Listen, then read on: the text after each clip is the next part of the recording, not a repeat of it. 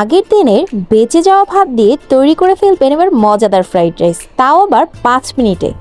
এটা কি ভাবা যায়? হ্যাঁ, এটাই সত্যি। আপনাদের আজকে তৈরি করে দেখাবো কিভাবে আমি বেঁচে যাওয়া ভাত দিয়ে তৈরি করে ফেললাম মজাদার ফ্রাইড রাইস, তাও আবার 5 মিনিটে।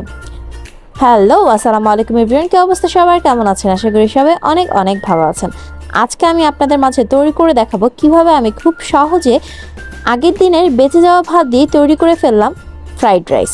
এবং এই ফ্রাইড রাইসটা এত মজা যে আপনি যদি না বলেন কেউ বুঝতেই পারবেন না যে এটা আগের দিনের ভাত থেকে তৈরি করা ফ্রাইড রাইস, কারণ এটা অনেক মজা এবং কোনোভাবেই আপনি টের পাবেন না যে এটা আগের দিনের ভাত দিয়ে তৈরি করা।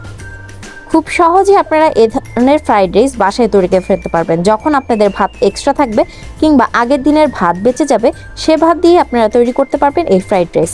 আমার বাসায় যে যে ভেজিটেবল ছিল ফ্রোজেন করা, আমি সব ধরনের ভেজিটেবল দিয়েছি এবং ফার্স্টে আমি বাটারের মধ্যে একটু রসুন বাটা দিয়েছিলাম, কারণ আমার কাছে রসুন কুচি করা তখন ছিল না। আমি রসুন বাটা দিয়ে ভালো মতো এটা ভেজে নিয়েছি। তারপর মুরগিটা দিয়ে মুরগির বুকের মাংসটা দিয়ে ভালো মতো ভেজে নিলাম এবং আমার ফ্রোজেন যেসব সবজি ছিল ভালো মতো দিয়ে নাড়াচাড়া করলাম। সবজিগুলি ভালো মতো সিদ্ধ হয়ে আসলে তারপর তাতে আমি একটু ফিশ সস দিলাম। ফিশ সস না দিলে কিন্তু আপনারা ফ্রাইড রাইসের টেস্ট একদমই পাবেন না। ফিশ সসই হচ্ছে ফ্রাইড রাইসের মেইন টেস্ট নিয়ে আসে।